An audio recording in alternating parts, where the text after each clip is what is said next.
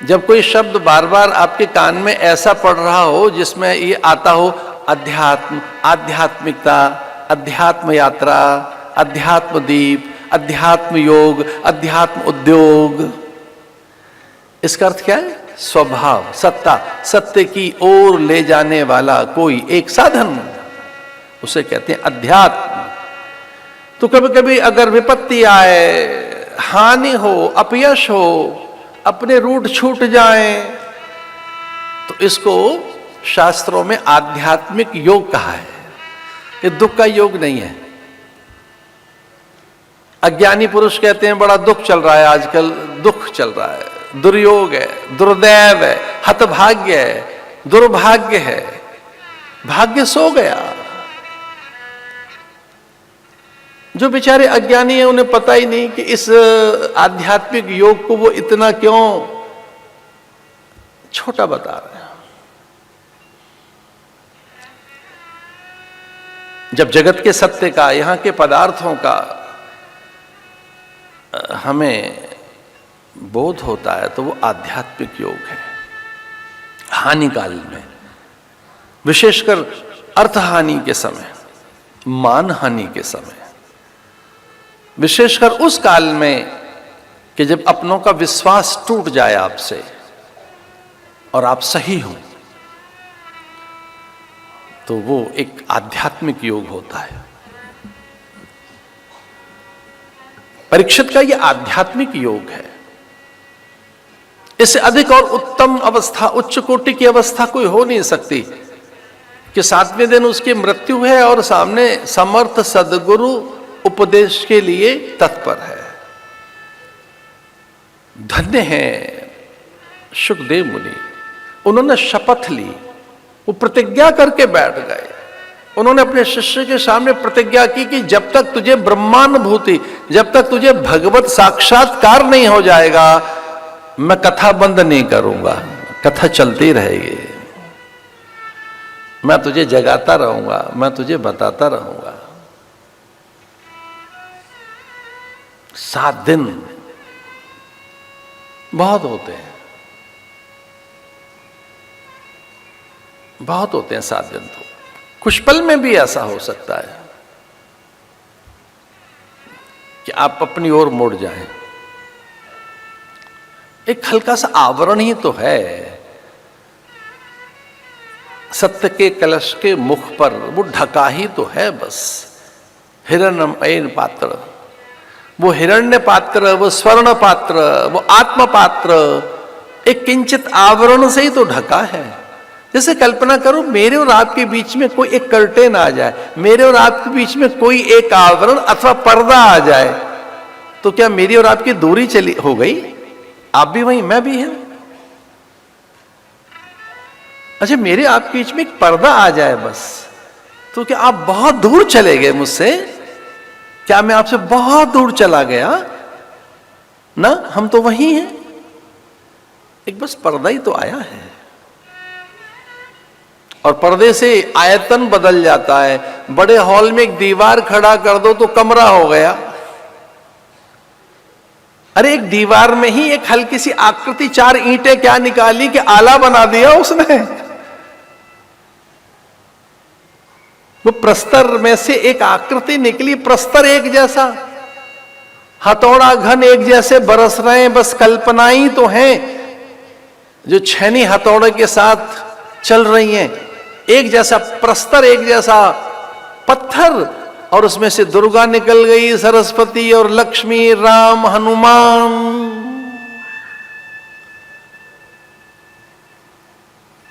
अरे मिट्टी तो एक ही है, मिट्टी में आकार का अंतर है।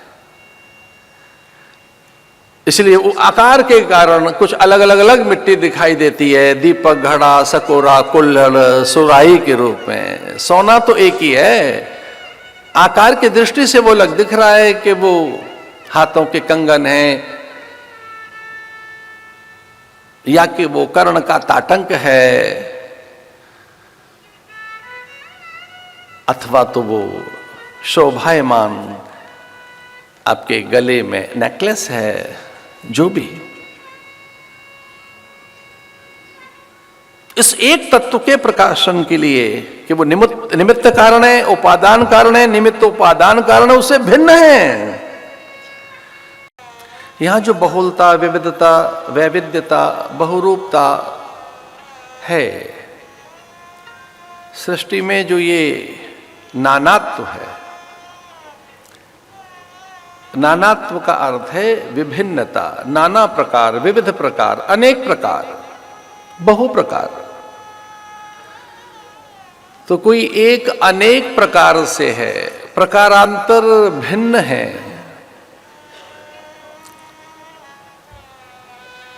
एक जैसा कुछ भी नहीं है, एक जैसी आकृति, एक जैसा रूप,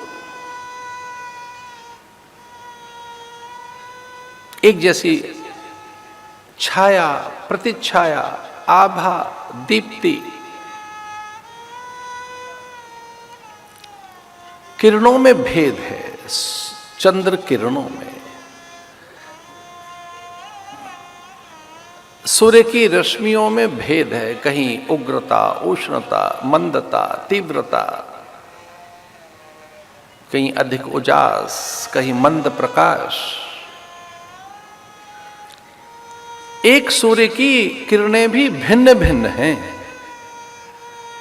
फिर उनकी छाया, प्रतिछाया, उनके फिर अनेक बिंब, प्रतिबिंब, वो एक ही, उसकी एक तत्व की अनेक प्रतिमूर्तियां,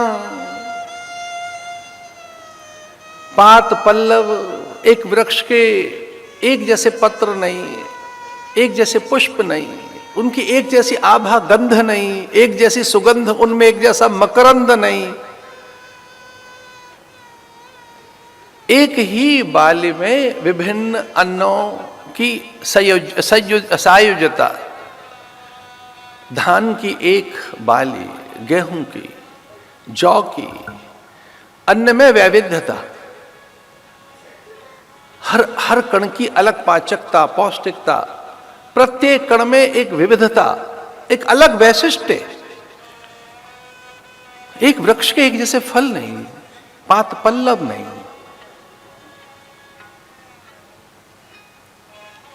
एक जैसी प्रकृति नहीं, अंबर एक जैसा नहीं, हर दिवस का अंबर, सांझ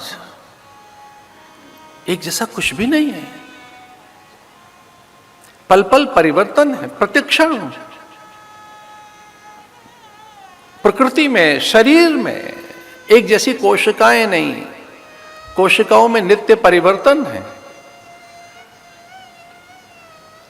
उनमें नित्य मरण, क्षरण, क्षय, जन्म, उदय। जो शरीर की कोशिकाएं, जो ऊतक हैं, टिश्यू, सेल्स, और उनमें पाचक रस, एक जैसे नख नहीं,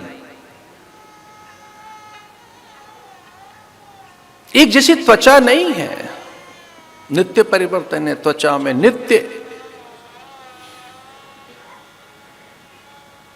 उसमें वैसा आकर्षण नहीं, कभी उसकी मादकता, मांसलता, उसकी कमनीयता, उसका आकर्षण खो जाता है। अंगम गलितम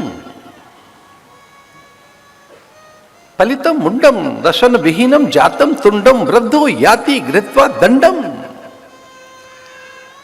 निरंतर परिवर्तन है, निरंतर क्षय है, पर वो एक ही है।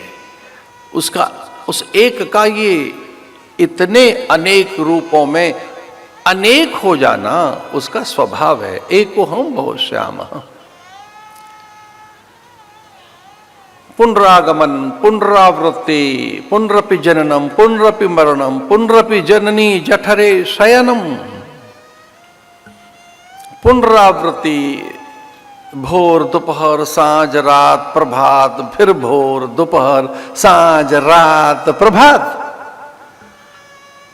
दिवस रात्रि में पुनरावृत्ति, साप्ताहिक, पाक्षिक, मासिक, अयन और वर्ष संवत के रूप में, युगों के रूप में, पुनरावृत्ति। ये वैवस्वत मनवंतर, 7वां मनवंतर, 7 पहले हो चुके, उनमें कई कलयुग और कई द्वापर त्रेता और अनेक बार राम कृष्ण अथवा सतयुग के अनेक प्राणी बदल चुके। यहां एक ही सत्य है और वह परिवर्तन। यहां परिवर्तन है, पल पल परिवर्तन है, पर कोई एक तत्व कभी नहीं बदलता। उस एक तत्व को हमने सनातन शाश्वत कहा, सार्वभौम सार्वकालिक कहा। उस एक तत्व को हमने ईश्वर तत्व कहा, आत्म तत्व कहा। देह में परिवर्तन है, काय के कलेवर में परिवर्तन है, मन बुद्धि में परिवर्तन है। मन एक जैसा कहाँ है? मन तो बदलता रहता है। आज अभी कुछ है, कल कुछ और होगा। मन कुछ भी नहीं है, द्रव्यों का एक घनीभूत पुंज है, कुछ भी नहीं है। मन माने केमिकल्स, कुछ भी नहीं। इमोशंस, फीलिंग्स, टेम्पटेशंस, मन है क्या? कुछ भी नहीं। साइकोबाय टेंडेंसीज, मन है क्या?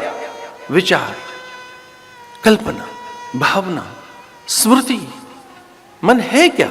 ग्रहण और त्याग, हे और उपादेय का विचार, हानि और लाभ पर चिंतन, यश और अपयश, जन्म और मरण की कोई एक अनुभूति। और है क्या मन? मन तो कामना है, वासना है, स्पृहा है, लालसा है, ईर्षा है, राग द्वेष है, अभिनिवेश है, भय है, जुगुप्सा है, घृणा है, ग्लानि है। सुख दुख की अनुभूति का नाम मन है। हर पल बदल रहा है वो तो। कोई मन एक जैसी चीज है क्या? नहीं। भावनाएं बदल रही हैं, विचार बदल रहे हैं, प्रकृति बदल रही है, बुद्धि बदल रही है। आप नहीं बदलते हैं, आपने इस सब को बदलते हुए देखा है। तो विचलित मत हो जाओ। जब यहां सब चीज बदलती हैं तो लोग भी बदल जाएंगे। वो एक जैसे कहां रहते हैं? फिर एक जैसी परिस्थितियां, स्थितियां कहां रहती हैं? जब आपका एक जैसा शरीर नहीं है, एक जैसा विचार नहीं है,